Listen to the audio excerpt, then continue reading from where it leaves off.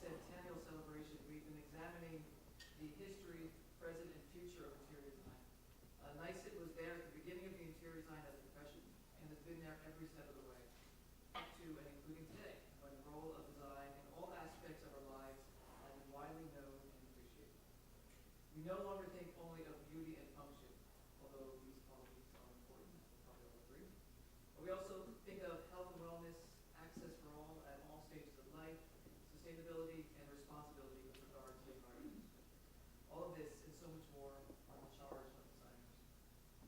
For our annual alumni event, a little more than 1 month before we graduate our 100th class, we asked NYSID alumna Susan Zises Green to convene a panel of distinguished designers for a conversation about this field to which they and we at NYSID are committed. We thought it an ideal time and an ideal cast of characters to reflect on this profession, their paths as designers, what they look for in projects, colleagues, and employees, and what they foresee for the future. It should be a fascinating conversation, which I hope we'll all enjoy and take part in during the Q&A afterwards and the reception. I want to thank Susan, first of all, for bringing this all together, and then I want to thank Ann Pine, Scott Sloat, and Timothy Whelan for joining us this evening. Now, before turning the program over to Susan, I would like to invite Lawrence Levy, President of NYSID's Alumni Council, to say a few words.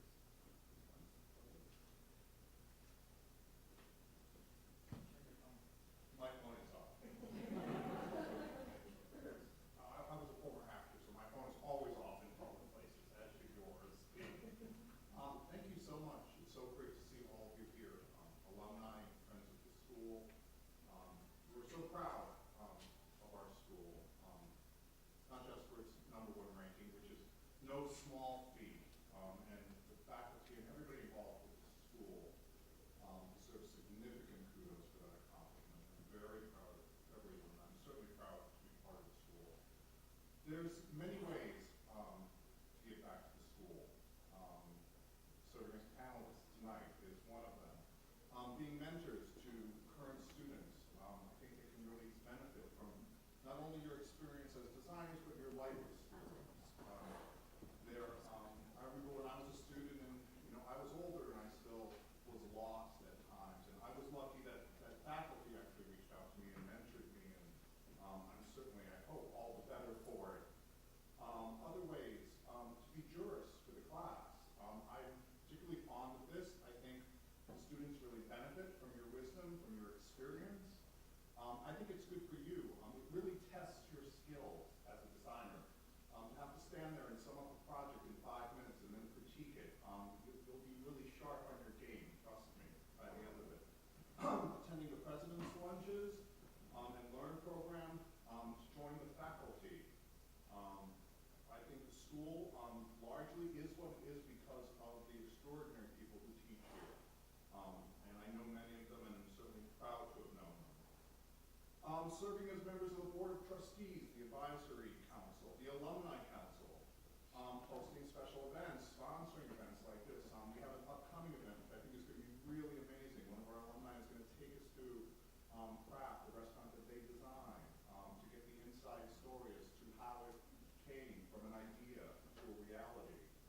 The list could go on and on, but that's the general idea, so get involved, trust me. It's a wonderful experience. I love doing it. I'm the better for it. I think you would be too. If you're interested in getting involved as an alumni, please talk to me at the reception afterwards. I'll be happy. I'm certainly interested in hearing your ideas. I'm certainly committed to a vibrant alumni council body and an alumni that's involved with the school for many years after you leave. Again, thank you all. With no further ado, I turn it over to Susan Zises Green. Thank you. Thank you very much. I want to thank you all for being here. We welcome you. We're delighted that you're here. I want to give a little shout out to the fellow members for that great spot right here. Thank you, ladies. I'm very proud to be an alum of the New York School of Interior Design. For myself, the school has helped to structure, educate, and define my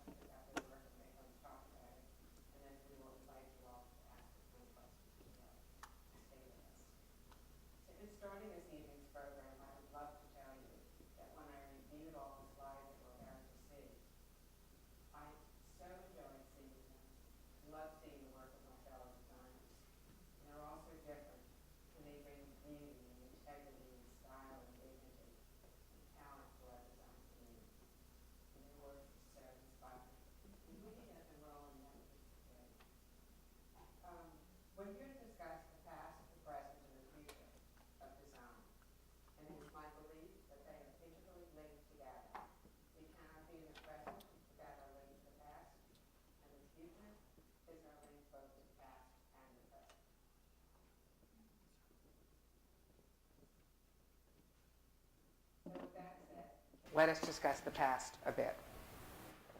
In the past, when working with decorators, and they were not called designers in the past, but decorators, clients wanted complete guidance. They did not shop on their own. There was no internet, and they were sometimes intimidated by both the decorating process and their decorators. And they were willing to wait for unusual and custom items. And that's what everyone did in those days. Everything was custom and special. Also in the past, when we were starting our careers, decorating was a somewhat mysterious, rarefied, and somewhat secretive profession. Decorators held their favorite sources very close to their hearts, and they did not share their favorites with other decorators.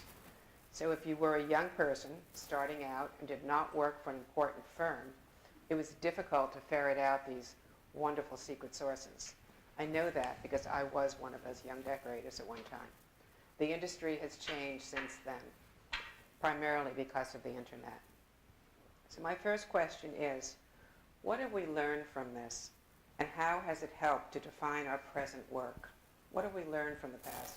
How do we work with clients today that differs from the past? Who's our first volunteer? I don't want to be the one to answer it. Somebody jump in. Well, What have we learned from that past? How has it helped us define our present work? How do we work with clients today that differs from the past? Well, I think as you said, in the past, it was approached almost, it was a much more intimidating process, and with the advent of the internet, for good and bad, I think so many people have access to resources and design inspiration. So in some ways, I think that's very informative for them. I think it also can be a bit misleading because they come up with the idea that, if they see Angelina Jolie's house, they can have that too, or that, they don't have to reference sort of scale and proportion. And I think that's where we sort of throw back to the past, and we have to use our education to really work with the clients and make sure that they understand that we bring that sensibility of aesthetic eye, the scale, the proportion, the color sensibility that you just can't have just from purchasing things off the internet. So I think it's an interesting blend of the past and the present. I find our past, which I think you saw some very old pictures up there, because we go back to 1924. And there are some interesting similarities between our past and our future. One of the oldest pictures there was a show house. And in 10 days it was disassembled, and parts of it were sold to clients and bought by, Macmillan employees. And I think we do that, those of us who do show houses today. And it was, when the slide comes back, I'll show you which one it is. It looks like a finished foyer, but it was a thrown up like our Kips Bay is. It was a completely rendered room, architectural space, moldings, columns, and everything else. So in that, there's a similarity. And also I threw in a few slides, not to be tricky, but that I think you would have hard identifying which ones were 40 years ago and which ones were today. So we still do a lot of the same work. We have clients who want what they had before. They have collections that need what they had before. But also, for clients who want a completely new look, we are still doing the kind of detailed work that we always did. The fabrics are different, the type of detail is different, but it's still this attitude of going all the way. But and when you talk about work that you did 40 years ago, and it's still relevant, that's a real By the way, compliment. I didn't do Testament it. to I don't mean you. I would just, Right. I would just like to clarify that. No, it's really lovely when work is The timeless. testament of the design is that it stands the test of time, that it doesn't follow trends, and I think that is Well, this something is certainly- our firm. I can't Right. really take credit for that, but we've always had a classic philosophy of restraint, harmony, all the sort of Frank Alva Parsons, doctrine. And lately I feel we've all, Macmillan and all of us, have gone into a more mannerist, a kind of look where the classic is almost too easy. And as artists, we're pushing the envelope a little, and we have things that are a little more stylistic, jarring, controversial. So I'll be quiet. Tim, do you want to say it? Yeah, I can't go back to 1924, but I would love to know, because I think with the advent of the internet and with First Dibs and information and restoration hardware, has your experience, Ann, working with these clients changed with that information, or is your clientele kind of, It's changed very much. Not because, well, I think that they aren't our clients that are doing that, but they are informed by the larger Americans. So they are demanding the same things that a 30-year-old wants. Like, I want to buy it, I want it right now, I don't want to pay a price. So our clients are trying to get in on that. Well, nobody wants to wait anymore. No. Yeah, they don't want to wait. And I gratification. actually find that speed is the impediment to good design today, not really the internet, because it doesn't really matter. You can explain to your client, hey, you know, good luck doing it yourself. They don't really want to do it themselves if they come to us. But it's hard to tell them, you have to wait. And because the younger, 25-year-olds, the impatience, They're impatient. you know. But Tim has really touched on what I was going to approach I'm next. sorry. No, it's perfect. You're all perfect. I was going to move a little closer to the present, talking about how the world has changed. Clients are involved, just what you said, Anne. They are shopping on their own, very sadly. They have more knowledge and awareness, and they are on the internet, which is enormous. And when you talk about First Dibs and all the other Kings Row and all the other sites, it can be troublesome. So how do you balance this in your work? And how has this changed the way you design? And are you affected by your clients shopping on their own? And has social media affected you? I mean, how has it affected you? Is it a relief or is it a hindrance, a help or a hindrance? I mean, I think it's both. I think if a client comes to me and they say they want to shop with me in the D&D, I immediately tell them to call someone else, because I don't want to take clients shopping for fabrics. That's not what we do, you know? We bring things to clients. I do think the internet and having First Dibs is good because clients have Pinterest pages. You can get inside their heads. I mean, part of what we do is we're interpreters of how people want to live stylistically, and I think all of us have very different styles in our firms, from very traditional to mixing things to very contemporary. And I think the internet allows people to send you things, to find pictures of things in a way that probably they couldn't do before. Yeah, I welcome clients to send me images, things they like from First Dibs, because, oftentimes they'll come up with something that is completely unexpected or not what I had envisioned them responding to.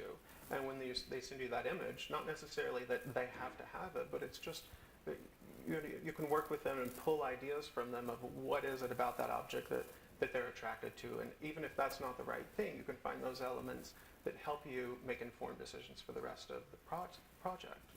I mean, I think it's a great tool. No, go ahead. I would say, actually, I like taking clients to the D&D building.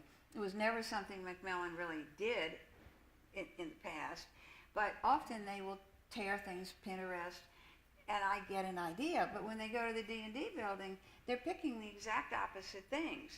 And this is very helpful because, they think they want what they see on the internet, but when they're actually looking at the thing, I'm like, oh my God, So I find the two fine. I don't find the internet problematic because, if they're going to gyp you and buy it themselves, you're going to have trouble in every aspect of the job. So have you ever shown clients something wonderful, whether it's a bed or a table or an armoire, and you estimate it to them, and then they come back to you with something they have found on a closeout site? I mean, that's tough. Well, it happens all the time, every now and then, and sometimes more with different clients. You show them, you give them the tear sheet. Oh no, I don't want it, and there it is in their apartment. And that's obviously very upsetting, but you got to sort that out. And I think, as you said, sort of taking the clients, even if they've referenced something from First Dibs. I've had clients that you show them tear sheets that you've printed off of various manufacturers or from artists, and when they see the image, they're not responding to it at all, and no, I don't like it, and then, please come with me, let's go see it in person. Yeah. They see it in person, it's a whole different concept, and, much more responsive and accepting of it. So I think it's always, of course, a great starting point, the internet and First Dibs, and other design sources online, but I think nothing beats, the actual physical. And they learn that They quickly. do, yeah. No, I've often wondered how people spend $25,000, $50,000 buying something online when you can't see it, touch it, feel it, smell it, Yeah. Well, that's, I think, connect where to it. sort of, we're sort of stewards of our clients, and we have to, respect their trust that they put into us, so that they do have the faith, whether it's to buy, a table from Mougin in Paris, just from an image, but based on our word that, it's Yeah. an exquisite piece of art, they trust us. So I think, it's inherent in us as designers to uphold that and kind of build that relationship and that trust, because that's what it takes to be able to do that with a client. Yeah, I think trust is one of the most important elements in what we do in our field of design. Let's just move on a bit. Sophie Donaldson, who is the editor-in-chief of House Beautiful magazine, said that, quote, a beautiful life begins at home. So would you carry that statement a bit further and talk about this in relation to your own work and how our profession contributes to the quality of people's lives?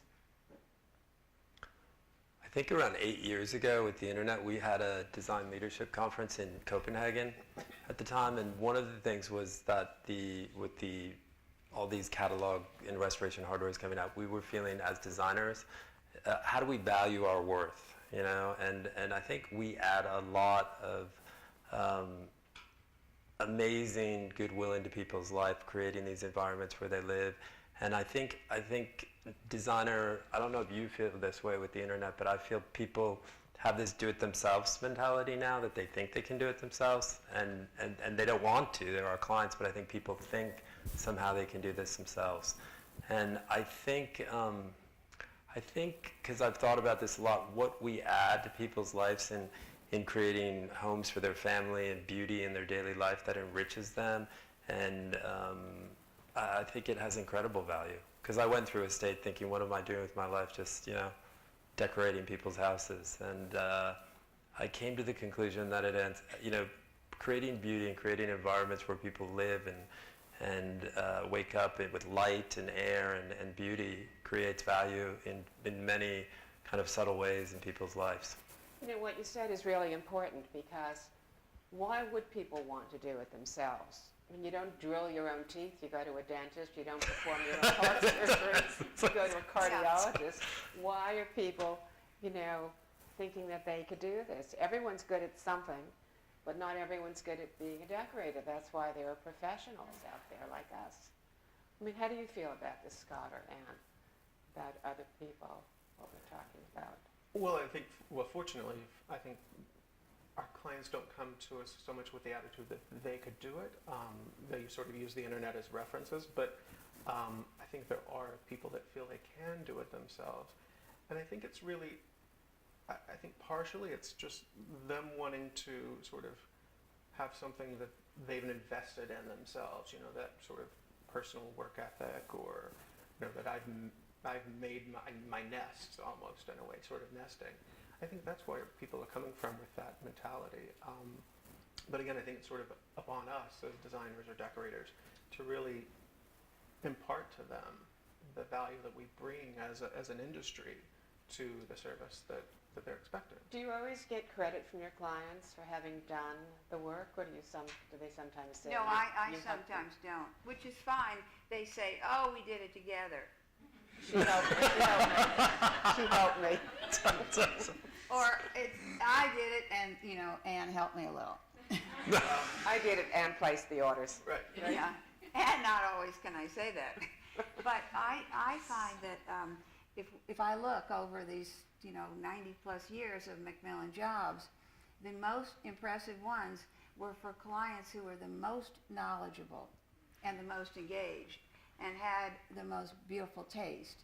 So I think the ultimate great job is when someone like that actually wants to work with a professional. They're really professionals themselves. And those are really rewarding jobs. Yeah, I think there's no greater sort of tribute to our success when we've done a project well than when you have the client come back. A repeat client just speaks volumes of what you've been able to create with them. And when you have that client that has a passion for design or collection of art or objects, it just it just takes it to a whole other Well, level. they're more apt to listen to you. They do. First of all, because you're on the same wavelength. And experimental, they're willing Yeah. to take that extra Yeah, step. that's right. Because they're more knowledgeable and interested. They're willing Yeah. to take that extra step for something that maybe is pushing their boundary a little, but that can really sort of make a room seen. But that also goes back to trust. Right. They trust you, which is really, really important. But they trust you because they know a lot themselves. So when you say something, it's like, yeah, that's right. I think that's very true. Let's talk a tad about the future, particularly the future of New York School of Interior Design graduates. I'd like to know what you look for when you're hiring designers and why you like students from this school, because I know you've all hired some. Well, when we're hiring, I think we're always looking for candidates that, are sort of have a curiosity in their life and that bring to the table something more than just what's asked for them in the school. I think when someone has interests that are, whether it's music or, they love going to art galleries or the theater or the ballet or fashion or, and that they also give back. I think people that come with all those outside interests bring a lot to the table. So we're always looking for people that bring that sensibility. And I think that from the New York School of Interior Design, I think really sort of the curriculum where, the drawing, the hand drafting, sort of the great necessities and foundations of our industry. I think that's such a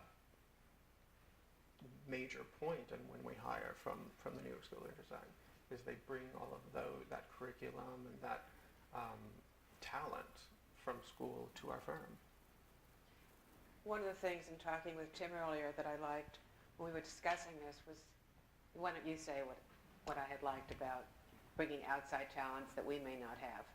Well, I studied English literature and art history, so my training is Sotheby's and the history of furniture. So for me, we brought a lot of people from New York School of Interior Design because they have the technical skills that I don't have, the AutoCAD, the ability to do things I can't do. So that's why I've hired the graduates. And I also look for curious people that are well-rounded and people that have an attention to detail. That's key for me. I just learn in interior design, finding someone without an attention to detail, that's where the mistakes happen. We have so many details in our business.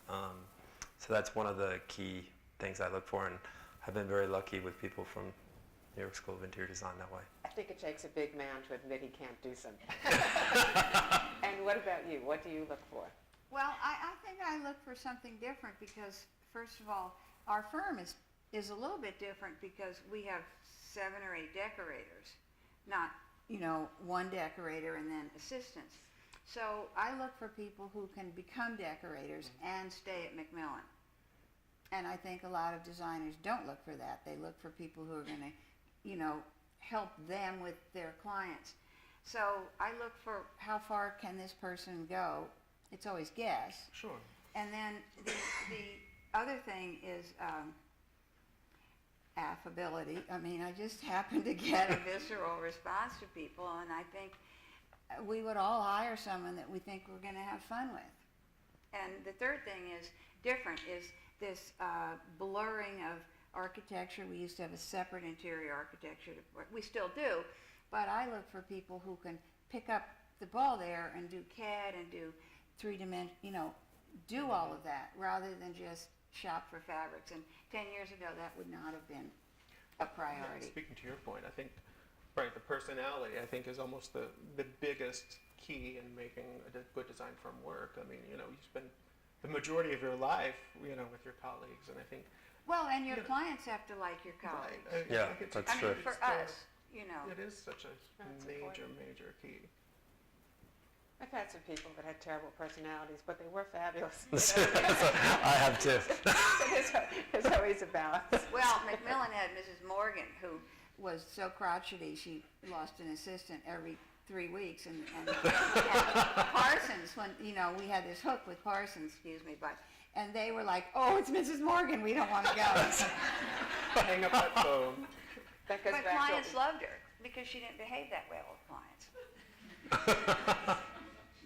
So we've talked a little bit about the past and its influences on us, and how how it's influenced us today, along with some of the challenges and joys that we have had working in the industry at the present time. So my question is, what do you think our challenges might be in the future? And are you embracing social media? I mean, it's certainly with us for better or for worse, and probably even more so in the future. And are you more open and available to online shopping? I know we've discussed that a little bit. And where do you think we're going with all this? Where do you think our future is taking us? Well, speaking to social media aspect of it, I mean, I guess I'm sort of the age where I struggle with Instagram, I struggle with all of that, but I think it's become such an integral part of not just our industry, but everyone's daily lives. And I think it's great because it obviously offers visibility to so many people that maybe wouldn't necessarily consider hiring a designer. But I think it's also a struggle because I can see sort of as we move forward that we're going to be we become so much more transfixed by what's on social media and on our computer, and there's less person-to-person interaction. I think that's a major hurdle that we're going to have to overcome, because it's important to be able to have that personal connection with your clients. So I think making sure that the new generation maintains that interpersonal skill, I think, is going to be a struggle. But I think it's something that can easily be overcome as long as we are sort of cognizant of it. You know, a well-known designer that we all know told me that he gets 50% of his business, his jobs, from the internet. Do you find that in your business as well? No. I don't think we get any. Referral. We might lose a job if someone looks on our website. No, I'm kidding, but I think people check us out and hire us. But the first thing is not the internet. No, I think most of ours it's referral as well, or repeat clients. Yeah, but I think the internet is used by potential clients to, check it out. Right. Yeah. So when we talk about the past, present, and the future, we all know the expression, everything old is new again. And do you think this is true? And are we moving toward a more formal period, as from the past, like from Macmillan, some of these wonderful pictures you'll show us? Or has that ship sailed? Or have we ever left it? Or do you think a more relaxed way of living is with us today, to stay? Where do you think we're going? More Well, formal, I relaxed? think we will always have both. A relaxed way, just to be simple, the second house is usually a relaxed way of living. And the first house, not that it's formal, but it's complicated. Right. It's complicated. It's got you have to deal with all your stuff in your day-to-day life. And I think formality will always, I think the biggest threat is what I call interiority, where people their house isn't necessarily representing them the way they used to. They're going out. They're not having dinner parties in a dining room. They eat in kitchen, which doesn't mean they eat in the kitchen. It just means they get ready to go out. And Right. Well, are you saying they care less about their homes, or they Yes. care less about entertaining at home? yes, but not just the entertaining. The home is the reflection of the person. I do think that's the biggest threat, that people are showing conspicuous consumption, which is never going to go away. Right. Less inside the home in a detailed way. It's more about how much it costs, how big it is from the outside, and there's less interest in the interior, in being home and really enjoying looking around and at your things and your to me it's not just entertaining, it's also being home alone. Seems less of a priority. The self expressing itself in your interior. Yeah, no, I agree. I think that is also a struggle, because you do have people that are much more transient in a way, Yeah. and less fixated on sort of that home base, Yeah. and it does make it it's a little more of a struggle. Yeah. And therefore the speed. We may Right. not be here for long. We don't really care what it looks like. Get it done. Right. It's almost, in some cases I've experienced, just a few, but it's almost sort of disposable decorating. Yeah. You know, they're interested in getting it quick, but quality, which is always difficult.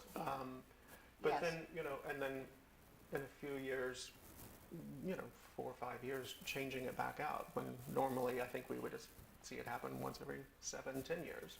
Or Well, 20. you're Or 20. right. Right. Because there are so many people that, to use one manufacturer, which is DeAngelis, I mean, my first really great sofa was from DeAngelis, and that was like 40 years ago, and I still have it. I don't know how long we have some of these things in manufacture today, and people don't care. Right. It's No, what they you don't said, care. It's disposable. It's disposable. But I was raised in a generation, you know, some of us are, where you bought one thing to last forever, and it's not that way today. Each of you has your own definition of style, and there are some really great slides of yours that we're looking at. So, Anne, I don't think your slides were first, but I'm going to ask you first. Your firm has such a wonderful, glamorous, lush history. You've told us some about it, but tell us more about it. Tell us about those fabulous and glamorous black and white pictures from the past that you and I had discussed. Are you switching? Okay. Oh, okay, good, because I can't really remember what I put there. So I'm curious how these pictures have defined your present and the future, and how they have morphed into the wonderful bright colors. Okay, but I can still ask you the question. It'll be okay. How they've morphed into the wonderful bright colors that you've shown in some of your slides, like the reds and the blues. There were oranges, but those, you know, you had a glamorous four-poster bed, and Do you want to slow down on them so I can? yeah, this is one of the pictures that I was talking about. It's on, it's not, It's automatic. it's doing, sorry. You know, and from your past, how has your firm segued, you know, into the calmer, more contemporary look? And I'm sure you're still doing those fabulous, glamorous things. But I'm intrigued, and then again, you have a slide that I'm intrigued about, which is quick ship. And maybe you'd like to tell us about that as well. Can you do it Yeah, we'll go back. one by one, or? I'm just getting to you. I Okay. apologize. But, So this is one. I was just so totally this is the fascinated. Cosmopolitan Club. It was done in 1932, and it is, and someone in our firm is redoing it right now. Not redoing it, but Refreshing. refreshing. And you can see up there the ceiling, that was an aubergine color, of course being black and white, we don't see that. But we know from notes on the back. I think the ceiling today is a light color, and so it doesn't help you accent the curves of the banister and the marble inlay of the floor. So we did every bit of the inside of this, from designing the floor, designing the banister, there's sconces that don't show, designing the sconces. And so this is here today, and nobody's tearing it apart. So I think the classical architectural values that Macmillan looks at first, before they start to put fabrics around, is what keeps our work similar in a way. This is a spec house in Southampton. It was built, the clients bought it before it was built, so we had a year to work on it, only because it took a year to build it. But most of the things in it probably could have been quite quick, and the clients are art collectors, so we did nothing of that. The banister really is a spec house. I mean, compared to the Cosmopolitan Club, we would never design that if we were working with an architect. This was the 1928 show house I was telling you about. It lasted for 8 days, and it was gone. But I see in later pictures that clients bought the moldings, they bought the chairs, they bought the candlesticks, the andirons, and this is a modern touch for this. This is sheet mirror on the sides, and it was also a circular, well, octagonal, but circular, like the Cosmopolitan Club. And this was a time when we had the right to tell the architect we want a circular room or we want an octagonal room. And these chairs were changed in 2 days after the exhibit opened to some Art Deco settees. And they look great. They look just as good in this setting as the 18th century bergères. This room is only this big. It was a miniature room done in 1932. So way back then, it looks very contemporary today, I think. They're It all had- so glamorous. They're just Yeah. so beautiful. Black walls. Van de Truex did a miniature painting above the, the painting was this big, but he did it. Fantastic. Yeah, and it was called A Peep into Tomorrow. So Macmillan was doing these traditional historic things, and they said, well, let's show our clients what we could do if we had free will and an imagination. So I think at any given point in time, we've done both. I think that looks contemporary Oh, to it's me. fabulous. Totally. It's fabulous. Do you all remember when we did boxes for the Kips Bay Boys and Girls Club? We did little vignettes in these boxes. I mean, they were really fabulous. So I see, so here's one of your rooms in the bright reds, and then I think there's another one that's blue, and then you have some was this part of the bedroom, that Well, lavender so bedroom? I showed these 3 slides in a row because the first one, the red room, was done in the 1970s. And the next one, it was done last year, and I would bet anyone would think this was older Sure. than the other one. And the third one, obviously looks spare and easy to put together. But it's a reflection of the times that we live in. Yeah, but so's the one with the pink, with the Yes, Gracie yes. wallpaper. And this is another example. Show the next one if you could. This one was done 5 years ago, and the one before was done in 1978. So,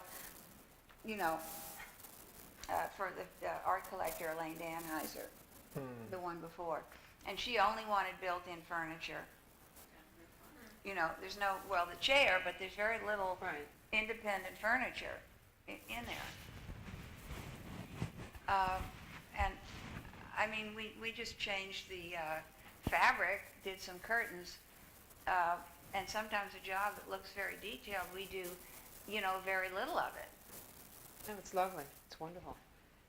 I put this in there because it's a Japanese architect, Fujimoto, and this is what I mean about interiority. I mean, first of all, there's no need for decorating at all. And second of all, there's no interiority.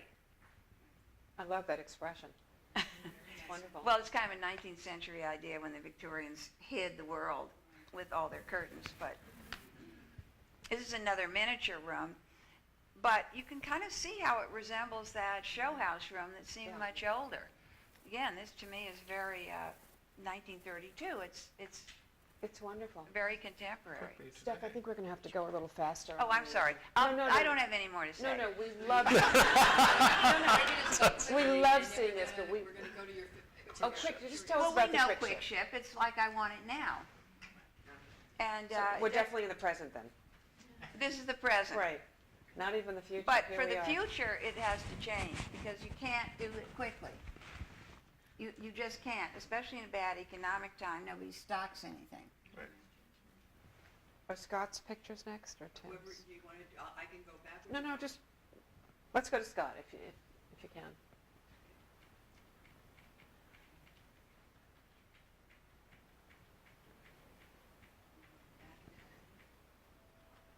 So Anne showed us a spectacular staircase, and the picture that I'm looking for that Scott did, we just passed it. It is a spectacular staircase. And you could almost feel that Fred Astaire and Ginger Rogers should be floating down there.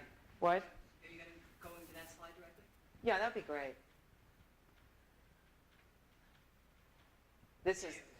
I think this is so beautiful. You can sort of expect Fred and Ginger to be dancing around that table and end up on that ottoman. And I was curious if this was a current project or when it was done. This was completed about 5 years ago. It But- seems timeless. The inspiration actually for the staircase is from actually a 1920s townhouse in London. The railing was a little more elaborate. We just cleaned it up a little and opened it up so you get the flood of light. This is on Fifth Avenue. So we really wanted to just sort of almost feel like you're in a cloud. It's such a great volume of space. It's a double height staircase, so you have 20-foot ceilings. But I think it was a great luxury because it really does it just is space and it's light, and there's nothing greater in New York than those Oh two my things God. combined. It just has this wonderful sense of calmness and luxury and serenity. I mean, some people have asked, why wouldn't you put more furniture in there? And I think, we really kind of like that it does just, it's serene, it's calm. Yeah. Um, Well, there is and something glamorous. to less is best. yeah. Yeah, Exactly. yeah. I mean, I love, how you, and why don't you talk about this, because this is a totally different feeling. This is a completely different look. I did bring you sort of traditional and modern images. This is actually for a golf club outside of Little Rock, Arkansas. And it was done for a lovely client of ours that we've had a long relationship with. But we really wanted this, I just wanted to show, because it's really sort of about, as you're decorating and designing, creating a finished room and, a lifestyle. So, we did everything down to the trays, the, little accessories, the bowls, the, cushions, the throws. So it's really sort of taking the idea of an interior environment onto an exterior surface. This is a covered porch. So it's really sort of creating a complete lifestyle, but that still feels cozy. It feels at home. It's right. beautiful. This is also in the clubhouse. This is probably the most traditional room. It was new construction, but we wanted it to feel like an old Southern grand home. So there's nothing more Southern and warm than a knotty pine library. So we created that. This hallway. Again, we sort of wanted to keep it classic, but updated with modern light fixtures, simple textural runners, but then mix in antiques, 18th and 19th century antiques. And this is the living room of the clubhouse. This sort of, I think, kind of speaks to past, present, because we wanted it to have a traditional aesthetic. So you have a mix of period antiques, but then we've also thrown in sort of parchment covered, almost Samuel Marks style coffee tables, and Billy Baldwin sort of camel curtains with cream piping, and all of that's thrown off and balanced by sort of this great David Hicks modern carpet that sort of keeps the room from feeling too traditional and too stuffy. It's a little more modern and relaxed. Tim, we're going to look at your pictures next. Yeah. And looking at Tim's work, I was thinking how Yeah, beautiful. we're looking at it. No, but when we get there. Okay. When we get there. But I think Tim's work is so beautiful and warm, and I love the way he uses art in his work and sculpture. And now we're going It's very fresh, and I like the way you use lucite. And there's a project that you have that I would really love for you to talk about, which is that glass house. Oh, in Southampton. Okay, here we go. Mr. Wade. This is a house I did in Monaco. It's a 1930s villa. And it was for a client. I had done a grade 2 listed late Georgian house in London. And they moved to Monaco. And when I started this project, I didn't realize Monaco, there's only about 15 single resident homes left in Monaco because they've all been subdivided into apartments. So this is a 1930s villa called Villa Nocturne. And we did a gut renovation and used a lot of the client's art and antiques that we in their London thing, but tried to make this feel a little more contemporary. The client wanted it a little more casual. The London house was very formal. It was a mix of formal and casual, but it had a lot of art and antiques. This is my second apartment in New York on Lower Fifth Avenue. And I'm very attracted by light in my work. It's one of the key elements, and the play of light and the feeling of light in a room. And this was on Lower Fifth Avenue overlooking Greenwich Village, and you got this beautiful west light at the end of the day, and I wanted kind of a kind of Paris meets Scandinavia feel, so it had all very light.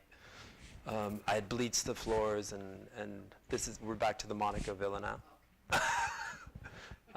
This is the living room. These are Jean-Saint chairs that were in the client's London house that I covered in a David Hicks fabric. I had Bouvet carpets make these kind of Killam carpets to kind of give it a little bit of a tribal feel, and they have dogs, and the dogs were running in from the garden, so I wanted something very durable. The conservatory that you saw opens up to this living room.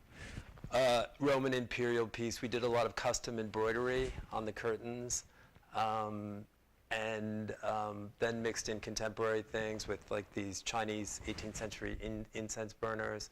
with this photograph, which I love the play of the photograph because it actually is an American photographer that it's actually a movie theater, an old Motown movie theater in Gary, Indiana. But it looks like it could be a classical ruin somewhere. Yeah, it's just wonderful. I mean, even I've seen pictures of your work that are formal, but even when it's formal, you don't get that feeling of formal. It's comfortable and inviting and quite wonderful. This is the Glass House in the Estate District in Southampton. Architecturally, I didn't love this house, and a friend of mine, this designer, Marjorie Shushin, always says to me, "Oh, Tim, sometimes you got to put lipstick on a pig." And this wasn't quite that bad, but I did do a lot of play with painting the windows in this and making it kind of, it had this beautiful vista and a beautiful piece of property and old specimen trees. So we really played with that, and the client had a more formal house on the Upper East Side in New York that they had done with Jeffrey Bill Huber, and they said they just wanted this very different. So the client kept saying cool, zen, and it was funny, I had a challenging time getting, these were friends of another client I had done a house in Southampton, and they had seen a lot of my work and said, well, no, it's too traditional, you can't get this house. And in the end, we had a lot of fun mixing like Milo Bauman. This is a Milo Bauman chair. These are vintage Milo Bauman things with things that we made. The sofa, I saw a great vintage Brazilian sofa that I had copied, and it's got webbing on the side of it, and really played with texture. We made the games table and put like a lime green lacquer top on it, and then did simple kind of Indian wool rugs in the house. Now I'm back to Monaco. This is actually the entrance hallway. One of the challenges of Monaco was that the client was a big bibliophile and didn't have room for his books in this house because he had a big library in London. And I came up with the idea of making the entrance hallway the library, which I love walking into books and spines and whatever, so it worked out. And we used this lantern, was a really important George II lantern that was bought at Christie's that came from Carlton House, and we had a pair of them, and we integrated them into this kind of Jean-Michel Frank-inspired library. This is my own penthouse apartment on Gramercy Park, and really it was about integrating the outside and the inside of the apartment for me here, and light. It's on the 18th floor with both north, west, and east exposure. I've been collecting contemporary art, photography, works on paper. I love works on paper because of their tactile quality. So it was really integrating those pieces, and really the apartment's about the terrace. It's a small apartment that is about the terrace.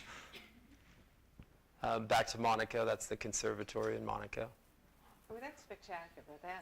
I had no idea that was Monaco when I was looking at it. Yeah, what's so interesting about this is the back garden, which we worked with an Italian landscape architect. Half of the property is in France, so so he pays both French and Montague taxes.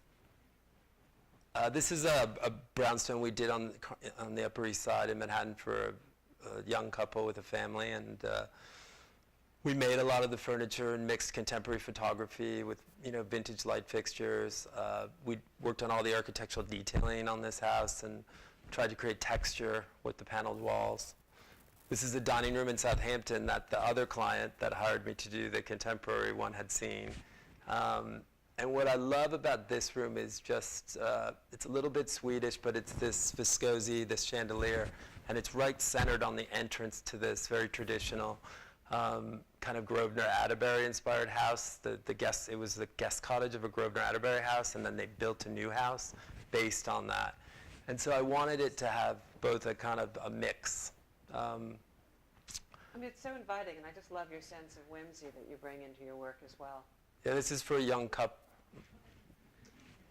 A young couple. This is, she was in fashion, and they came to me, and they were moving from downtown, and this is Barbara Welter's old apartment on the Upper East Side, and so we kind of gave it a mix of kind of high and low and old and new.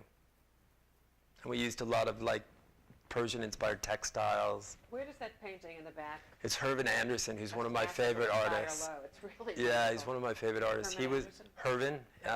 He was in the studio school of Peter Doig, and he's a British artist now, and his work is very sought after now. It's auctions at Sotheby's and Christie's. It's quite wonderful. Are you gonna wrap up now? Yeah, we're going to. I'm just gonna, just to So I want to thank you all for being here, and I just want to say that, you know, I think our past and our present has been very satisfying to all of us, and I hope our future is equally as satisfying. I hope you've enjoyed our little talk, and I'd love to, you know, have you ask questions to the panel. So please. And again, we thank you all for being here. We're delighted by your presence. So who has the first question? Jill. Well, Susan, I want to thank you for very thought-provoking questions. I really Oh, thank you. read the panel very well. And you touched on this a little, but with so many designers out there and the school is graduating more and we're here for the centennial, I'm just curious, how do you really think your clients find you and select you beyond referrals? Is it your books? Is it magazines? Is it, there's such an array out there. How do you feel they actually come to you and say, out of all the possibilities, this is who we want? That's a great question. Well, I think publications, you know, when we have rooms published in the magazines and our book, David's book, Traditional Now, I think those are good reference tools for clients. You know, it always sparks their interest, and then of course they'll go to our website. And I think those are the sort of three ways that they find us. Do you think show houses help? I think they do. I think it takes a little bit of time for that to sort of trickle down, because catching someone just as they're ready to, you know, take on a project at the time of your show house is a little tricky, right? But I do think they help, because it's really remarkable the amount of interest that you get. Well, I think that publications and show houses are crucial, but I think they're more a way of keeping your name active than getting a specific job. I think you absolutely have to do them, because if someone wants to hire you and you weren't in Kips Bay and you don't have a book and you're not in the most important shelter magazines and they're going to pay a lot of money, I think it's not a good thing. That's my own opinion. It's a great opinion. Anyone else have a question? Yes. Thank you, Susan and panel. All of you, I'd actually like to know, how long do you spend in the interview process when you have a new client, and how often do you decide not to go ahead with that relationship? An interesting question. I interview clients just as much as they interview me now. I didn't when I first started out, and because it's a very personal relationship. You're in your client's underwear drawers. You're in there. You know what I mean? These are people you want them to like you, and you want to like them. So I usually do one interview, and then you know, usually we do a second interview. They interview me. I interview them. It really depends. A lot of my business is referral, and as they both said, I'm doing generations of where I do a client, then I do their second house, then I'm doing their daughter's house. So, but yeah, I think it's really important that it's not a typical business relationship that we're in. I'm traveling with these people a lot of times. It becomes very personal, and I become friends with most of my clients. I don't know if you guys have the same experience, but Yeah, totally. I mean, you build this relationship with them, a friendship with them, and I mean, it is such a personal, Intimate. it's very intimate. You know, their children, you know, you spend time with their entire family. So, but it's sort of the same thing. We go through referrals. A lot of our business is referrals, and then it's one or two interviews, and then usually we move forward. Well, I'm older than you, so I say I have clients that I've started with when I was very young, and now we say we're no longer young, but we are young at heart. We're still together. May I go back to the second part of the question? When you say no to a client, when you say no to an interview, what makes you say no? That's a good question.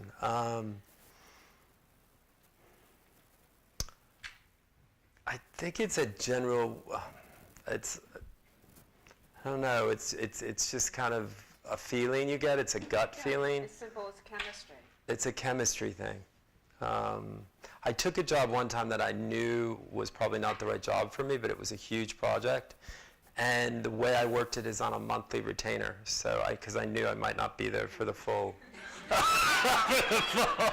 Smart move. What made you know, besides your inner gut, what was it about these people that you felt you wouldn't be there to the end? Or they wouldn't be there I to didn't think they I think as designers, you have to have a mutual, it's a collaboration, but we're working, but there has to be a certain respect, and you respect them and they respect you and what you do. We spend a lot of time looking for things, finding things, sourcing things. I think I just kind of knew that they were takers, and I just knew, I didn't know if it was the right fit for my personality. Because in interior design, you become a giver, I think, Yeah. to create beautiful environments for clients. Yeah.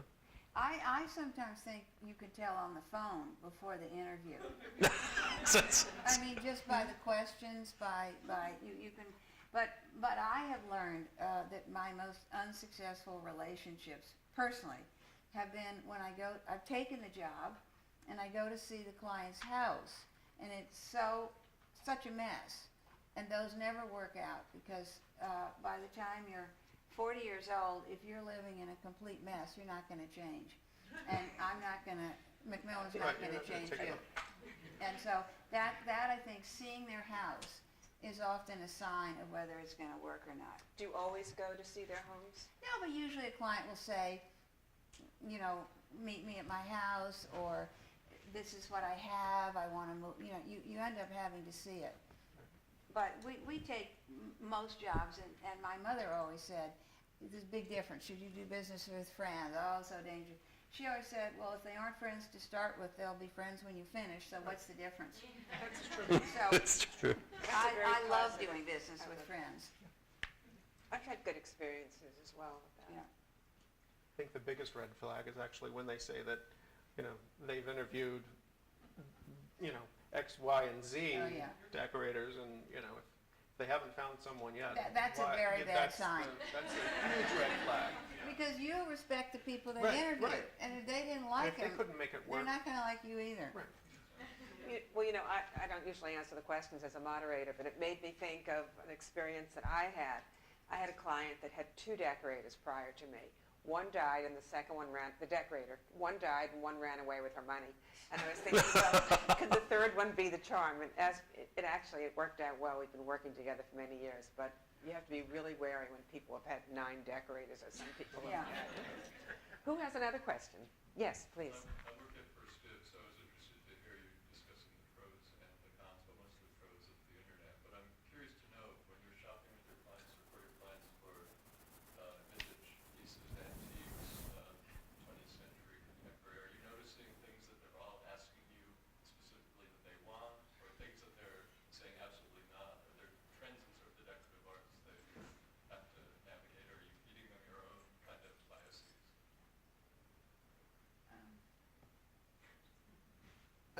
I mean, I really could say that our clients don't necessarily come to us looking for trends. So I think actually that's something they're more averse to. So I think right now you sort of see a lot of Danish, modern pieces, and most of our clients, I couldn't even show that to them because it's so pervasive in the market. So I think that's one thing, our clients don't really look for that. They're not asking for a trendy item, so we kind of steer clear. I think of your clients, if everyone's using lavender, they don't want lavender. Right. If you go to give them an 18th century English center table, will they just say absolutely not? We don't want brown furniture, or do you convince them that the mix is interesting? Yeah, well, obviously it depends on the client and the project. But one of our most recent projects was kind of a massive estate out in Beverly Hills, and it's actually got a great combination of 18th century English, French, Russian, but then mixed in, with Giacometti and But Agné. did they own the things themselves? No, we secured it all for them. Yeah. So I think, I think It depends on the project, but there's certainly times that, right, an 18th century center table is perfectly appropriate. And the clients oftentimes know that, they have that great intuition because they're for the most part, interested in design and well-educated. I find one of the problems at First Dibs on 200 Lexington is it's very homogeneous. And I can find a certain thing and I can buy it immediately, which is very helpful, but I wish there were more range with the dealers that you have there. I don't think that's what you were asking. But it's I a very second helpful that. occasion. But the getting it right away and the treatment is excellent. I'm really well treated when I come, and that part is excellent. I just wish that the dealers, it's not you, but the dealers who were using you were a little more varied, or varied even within their own galleries. But I agree with the two of you, but I think that's really indicative of a sign of the times of what mostly young people want, what is displayed there. Who else has a question? I saw a hand someplace in this area. Yes, please. Hi, I'm Lorena. I usually work with customers who their house is a mess, and it's really hard for them to let go of arts or books or pictures. Have you had any stories about that? Like, how do you deal with that type of customers or clients? Well, if I see someone who has a lot of stuff, it might not be a mess.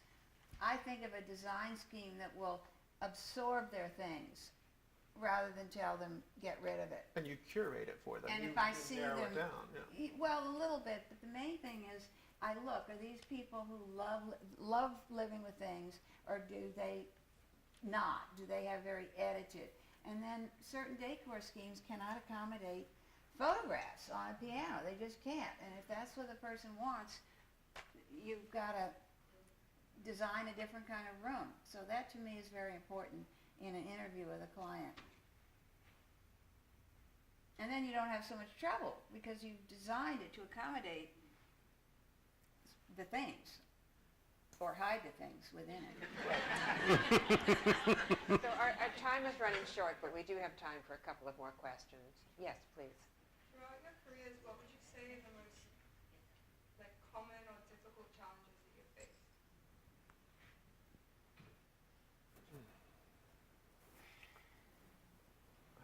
For me, recently, I think within the past few years, the most difficult challenge is the sense of time, and that everyone does want things quickly.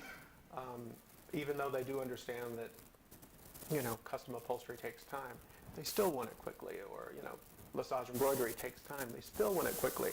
I think that's the most recent kind of sort of big linchpin in the industry that I've encountered. I agree. I think it's managing clients' expectations of how things, they all want it tomorrow. And, I remember I was high gloss lacquering a library on the Upper East Side because the wife insisted the daughter was starting school. She had to be in the apartment. There was still construction dust everywhere. It was a no-win, and trying to, I think, managing their expectations about the process. And once people have done one a big project, I think they get it. They get it. Are you talking about people of a certain age, younger people, Yes. middle-aged? Yes, younger couples in their early 30s. Yeah. The older but goody ones have learned to wait. Yes, please. I have a question about the dance of finding out how much the client really has to spend. That's a hard dance. Oh. How do you manage those conversations? Well, in my opinion, some clients come and they say, this is it. I have a budget, period. And others don't want to commit. And that's why the old net retail is good, because if you could scare them away, saying, oh, hey, this thing's going to cost you $500,000, they'd run out the door, but they'll buy the first chair, a quite expensive chair, and then they'll go on. So I think some people don't want to talk about money at the beginning, and other people want it very firmly.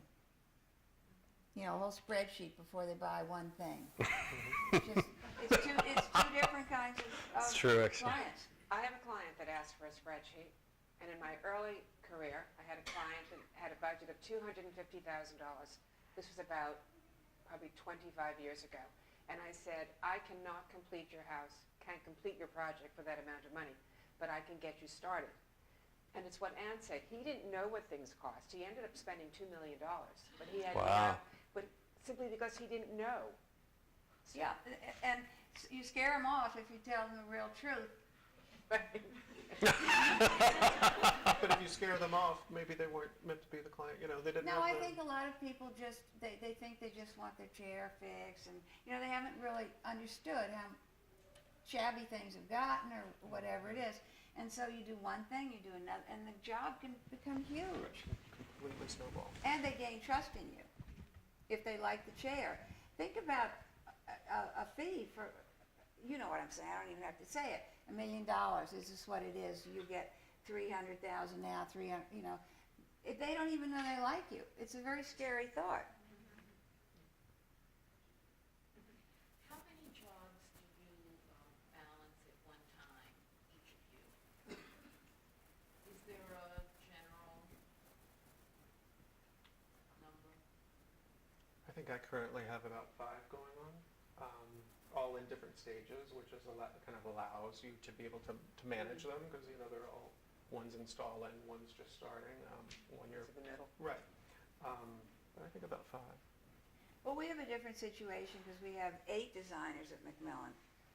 And so we have a lot of support for each designer. Never as much as we want, but our firm juggles a lot more, but I think each designer, it goes way up and down. Yeah, I mean, there's 5 partners and David, so each of us is managing, 5 or 6 projects at a time. And again, we have the support staff, which, you couldn't do it without No. a great support No, staff. but I think what Scott is saying is true, that any of us can handle multiple jobs as long as they're all, beginning, middle, somewhere after the middle and the end, as long as they're all rotating. Yeah. Yeah. Do we have another question? Yes, How do you navigate the issue of taste? that's a great question. Ladies, gentlemen? Is it relative? Well, I look at it as something's right or wrong. I avoid the word taste. I mean, I try to explain it like, this huge mattress you want with this little dust skirt is just wrong.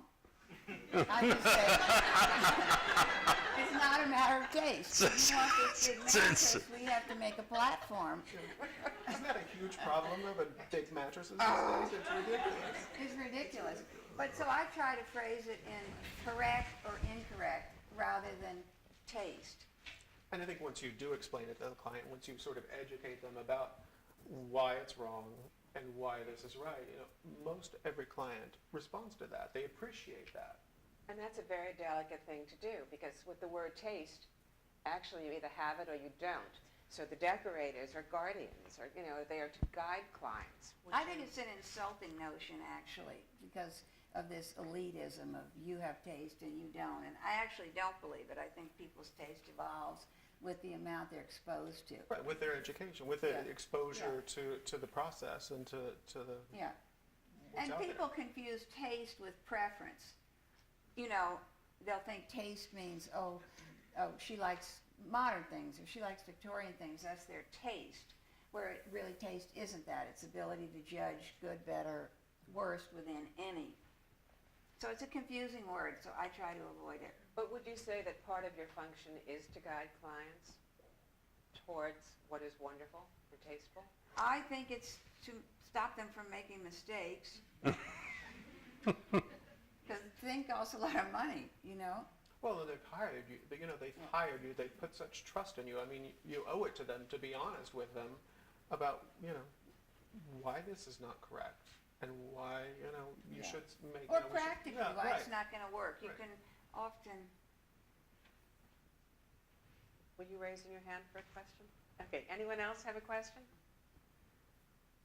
So if there are no more questions, I know there's wine awaiting you. And again, we thank you for being with us. Thank you. Thank you, Susan.